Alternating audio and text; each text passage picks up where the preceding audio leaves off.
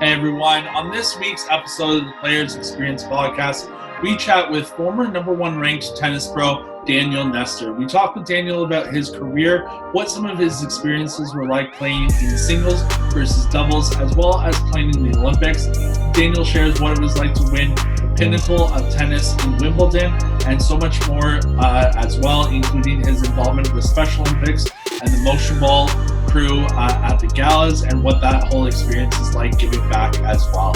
Before we bring Daniel onto the show, we would just like to give a shout out to our video and imagery production team with Vicmar Productions and J Solti Photography, as well as our production team with our merch, 19 Marketing. So if you guys want any merch for the show, hit us up on Instagram and let us know, and make sure to check out the other two as well.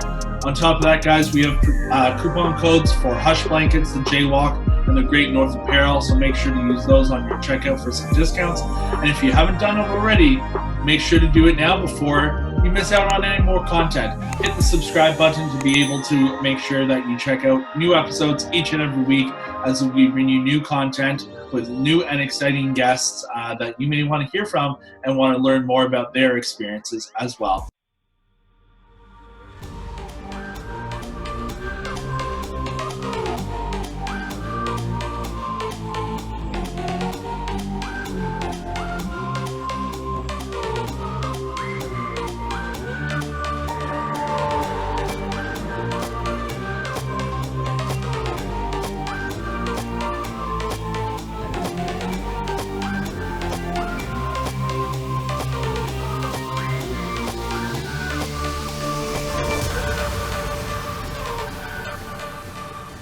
Now, without further ado, let's bring Daniel onto the show and talk about how his career with tennis got started and what his favorite experience has been.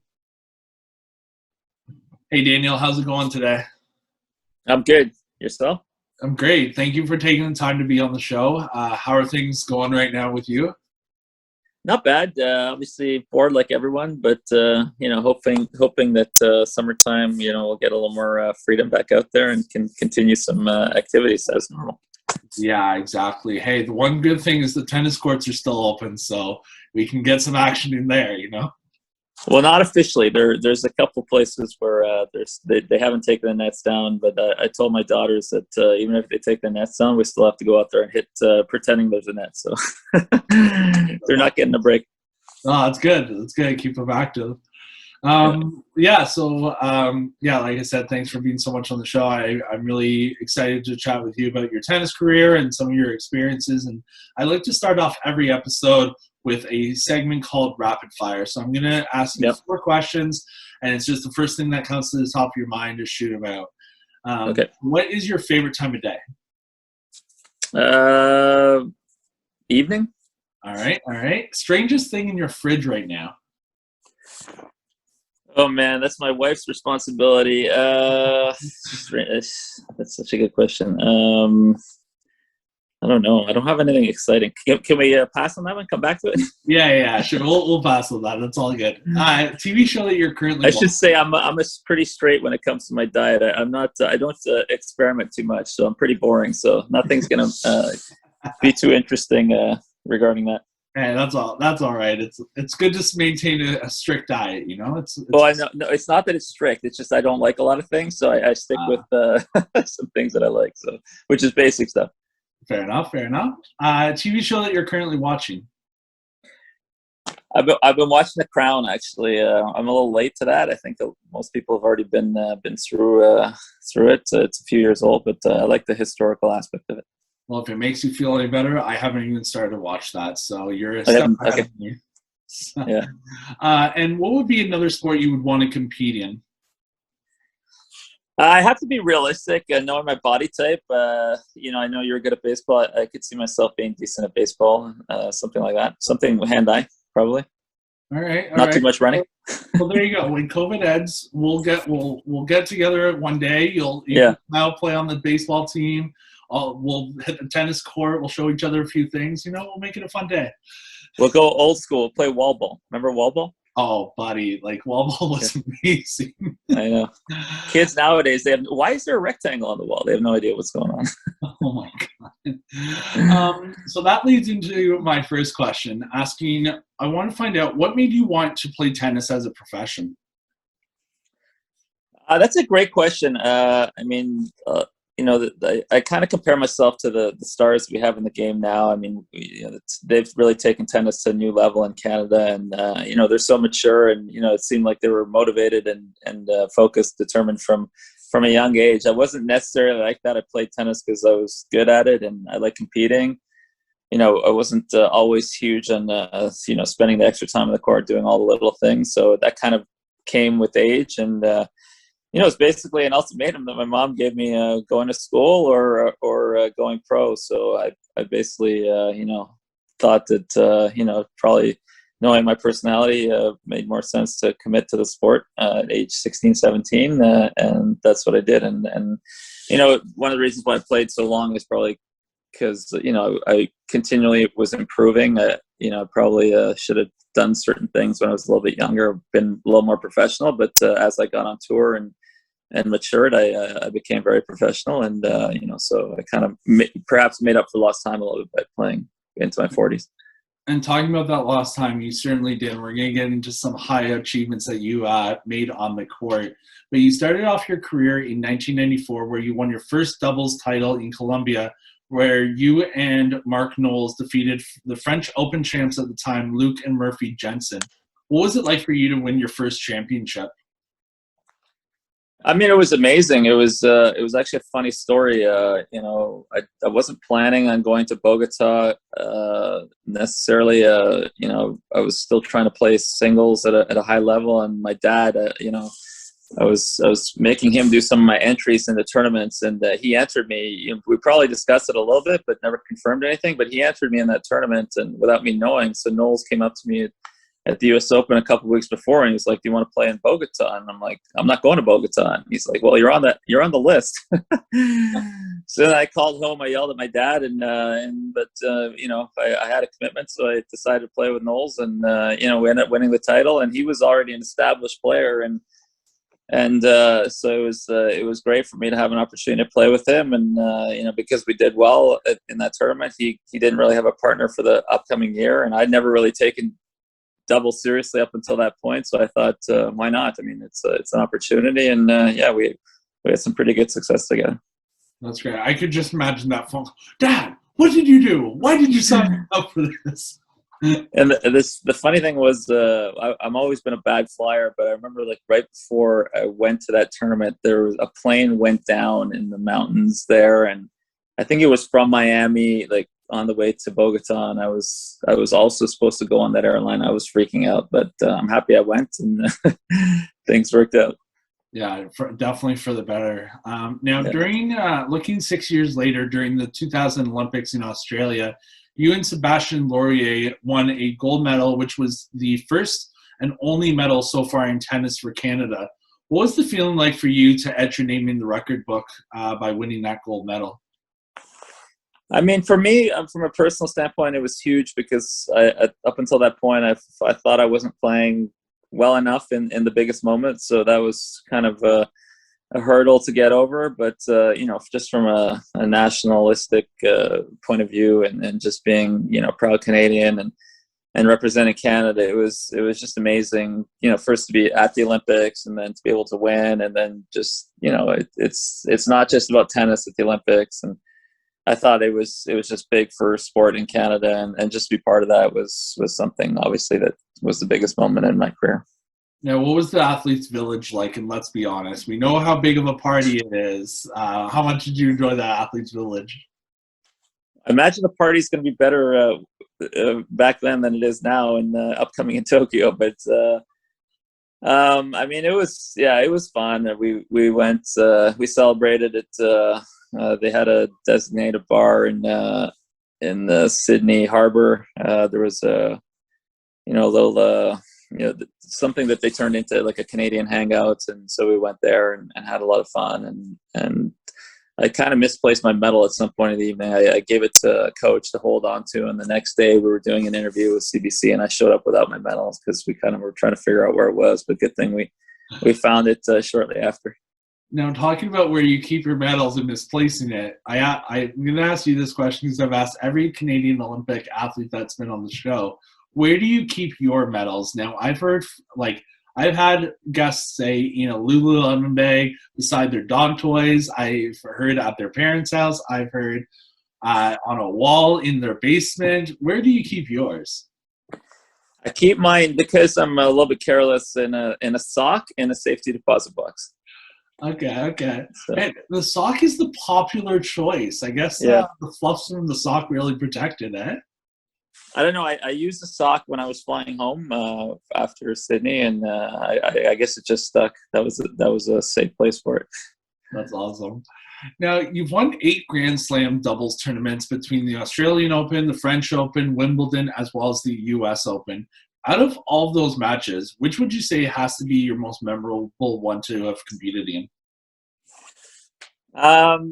I mean, probably Wimbledon, just because like the Olympics, it's the pinnacle in our sport, and obviously the Olympics is the pinnacle in all sports, and so just winning that one was huge, and it's always a dream, like as a kid, to play at Wimbledon, play on center court at Wimbledon. So it was amazing to be part of that, and it was also the last. No, sorry, yeah, it was the last Grand Slam of the 4 that I had won, and so it was kind of getting the monkey off the back and winning there was amazing. That's incredible. Now, looking at your singles matches, you won 9 single Grand Slams as well through those same Opens in different years, obviously. What would you say would be the main difference when competing at a singles competition versus doubles competition, obviously other than the fact that there's 2 players versus 1 on each side? Okay, I think that's a little bit. I love that you gave me that honor, but I haven't won those singles Grand Slams. I competed in many singles Grand Slams, but I didn't win. My best result was a 4th round at Wimbledon. I lost to the best player at the time, and it's different because obviously you have to cover the whole court, so it's a more athletic game. The reason why I did better at doubles was because I have pretty good hands, and I was really comfortable around the net, and I'd like to play. Even when I played singles, I was always looking to come to the net, and back then the game was more fast as far as the court surfaces and the balls. So the points ended up even in singles, where one guy was usually trying to get to the net, or both guys were trying to get to the net. So the translation into doubles was a little bit easier back then. I think nowadays you even see singles and doubles. It's vastly different. Although it's some of the skills are similar. You do see singles guys who are much more used to serving and staying well behind the baseline, kind of transferring that to doubles, where you have a lot more baseline rallies in doubles than you ever did. When I was playing, guys were looking to get to the net as soon as possible. So for me, doubles, I was better at it because of my skill set. Okay, cool. Yeah, it's always been interesting for me when I watch like the pros play, just seeing like the amount of running back and forth and the coverage that you have to do, and like at the speeds that like guys hit the ball, it's incredible to try and get back in time to hit it. So kudos to you, because I know I could never do that. I'm 6'6" and I have a pretty bit of a length on me, but I was like, yeah, I can still not do that. Well, it's one of those sports where it's you watch it on TV and you kind of don't see how fast the game is, and you're like, oh, this is boring, or why are they missing? Why did he just miss that shot? That's so easy. But then when you play it, you kind of understand that there's a lot of movement, a lot of biomechanics involved, and it's one of the sports generally where you have to start at a young age, and there's a lot of repetition involved, and so you definitely have an advantage if you start young. And so if you're advising the youngsters and they want to be good at tennis or sports with high repetition, it's important to get them out there young. So the question is then, did you put a tennis racket in your girls' hands as soon as they could start walking, or what? I forced it in their hands, but they're not really reciprocating the passion that I'm trying to give them with my experience. But they're pretty good. But I think it's just more important to get out there and maybe learn how to compete and just be get some good exercise and be outside and outdoors and I think it's just a healthy lifestyle, and there are, I don't know how accurate they are, but there are scientific studies that say that playing tennis for long periods of time adds years on your life. So I think plus it's a sport that you can play your whole life, so it's a nice skill to have. So something I'm able to share with them. That's incredible. And yeah, just have that father-daughter bonding time too is just something Yeah. special as well. Now, talking about the party that is the Athletes Village, let's talk about another party that both of us have been in attendance to, I believe. You've been to the Motionball Galas in the past, correct? Yeah, they're amazing, for sure. Yeah. So they're like the Motionball Gala is easily the hands down best party I've ever been to. It happens at the start of every year, which is incredible because for the crew at Motionball, it's their like ending party for the year. For us, it's the start of a new year. What has been your experience like being at the Motionball Gala and being part of like the Motionball crew with such a great organization and kind of helping support Special Olympics and its athletes?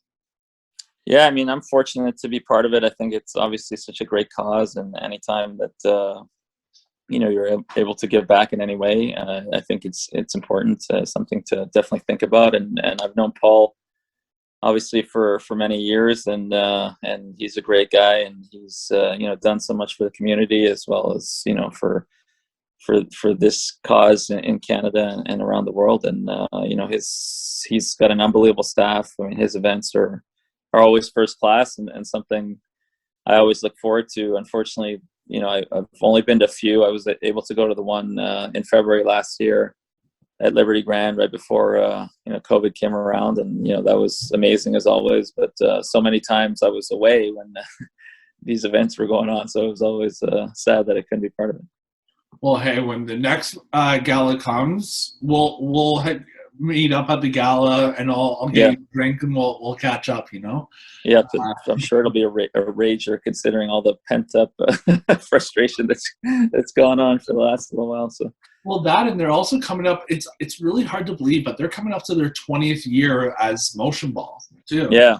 Wow. So yeah, I remember the older days at the what's the hotel downtown. I know the one that you're talking about. It was always in December at the big hotel downtown. I'm drawing a blank on Front Street, close to the water.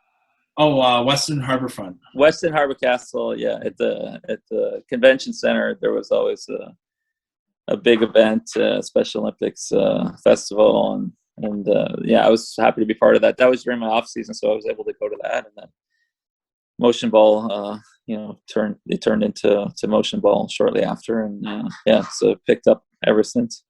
No, it's great. It's always a blast, and like shout out to Paul and the Motionball team because like they do, like you said, fantastic work. And as a Special Olympics athlete like myself, like I am honored to be able to be part of that group and help raise the motion for Motionball and the message of the movement, and then it gives opportunities for me to meet individuals like yourself and be able to have these chats, right, and talk about careers and experiences. So shout out to Motionball. Yeah, for sure. Now, out of your entire career, this might be probably your hands down hardest question I'm going to ask you today. Who would you say had to be your most difficult player that you had to go up against and compete against?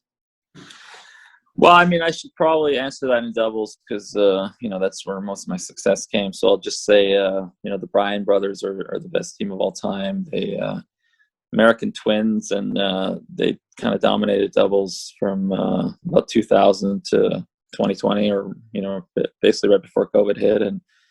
So I was able to play against them many times, almost 60 times. We played against each other and had many memorable battles, and so they were tough team to play against, and the whole American thing and kind of in your face, and that was always something to deal with. But they were great for the sport, and so just appreciate all those moments on the court against them.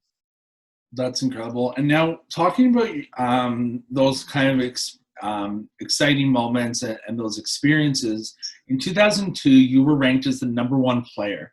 How was the feeling for you to be ranked #1 and see all your hard work and dedication pay off in the sport that you love?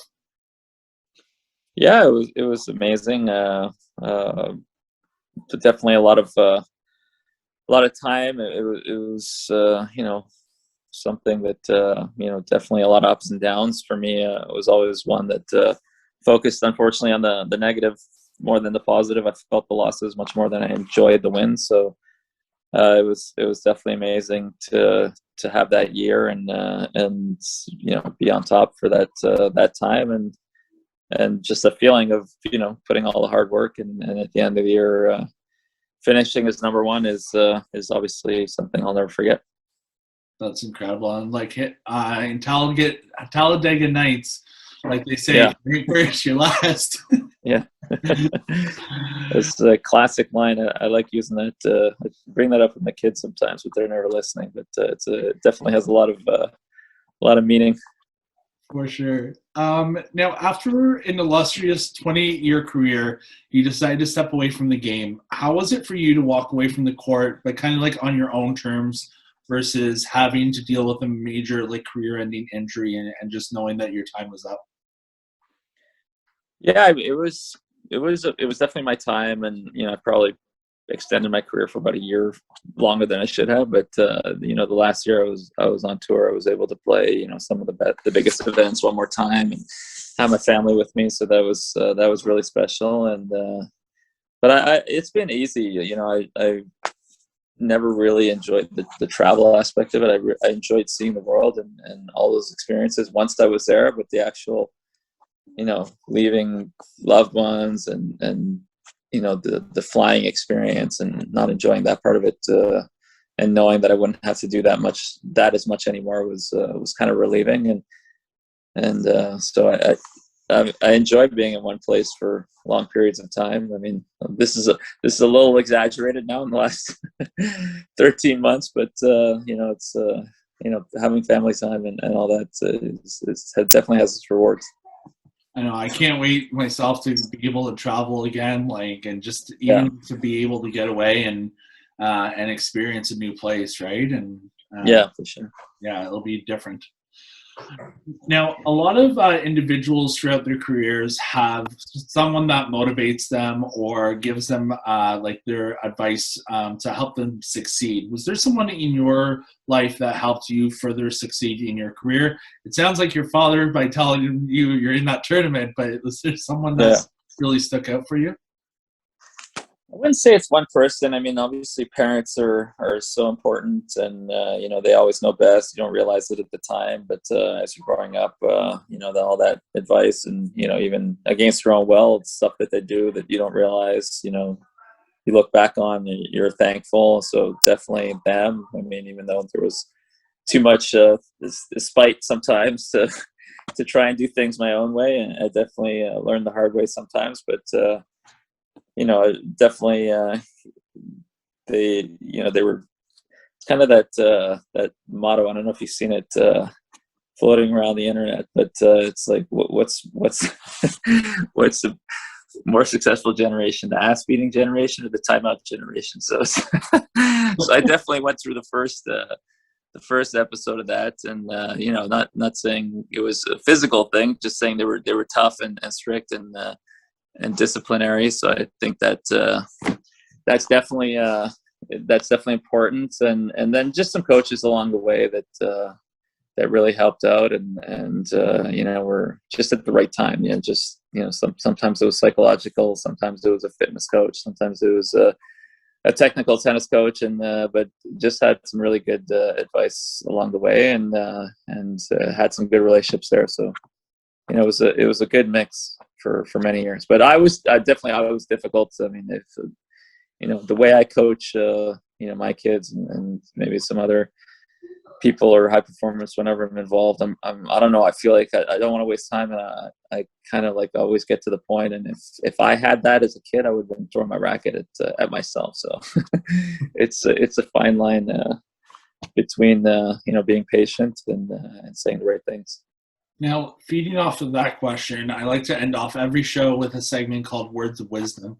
What would your words of wisdom or advice be for the next generation of tennis players or individuals that want to get into a sport and want to kind of make a name for themselves and when wanting to get started? Yeah, it's difficult. I mean, the thing is, everyone's different, and people respond to different coaching styles or life experiences and all that. But I think for me and what I see, I mean, you definitely have to be patient because unless you're Federer or Michael Jordan, or I imagine those people still have to go through ups and downs. But those are extremely talented athletes that are one in a billion probably. So unless you're them, you're generally dealing with a lot of peaks and valleys. So being patient for sure, and just enjoying the process, I think, is important. I mean, you don't have to always kill yourself every day. I think it's important to try and get better every day, but sometimes that could mean playing half an hour, or sometimes that could be playing 4 hours. But know yourself, know how you're responding, and if you're mentally tired and often in bad moods on the court or something, it's probably best to take a little break. But at the same time, it's something that should be a continuous effort of having fun, but also knowing the end goal and trying to get something out of yourself every day. I think is key. Just trying to continually improve. Great words of wisdom from Daniel Nestor. Daniel, thanks so much for taking the time to be on the show. Yeah, thank you. Thanks for having me. No problem. And like I said, when COVID ends or when we're a little bit past it, we'll get on the tennis court for sure. Yes, tennis/baseball. We'll challenge each other. Well, sounds good. All right, thanks, pal. Talk to you soon. Okay, talk soon. No. Pretty Caroline, oh, oh, oh, oh,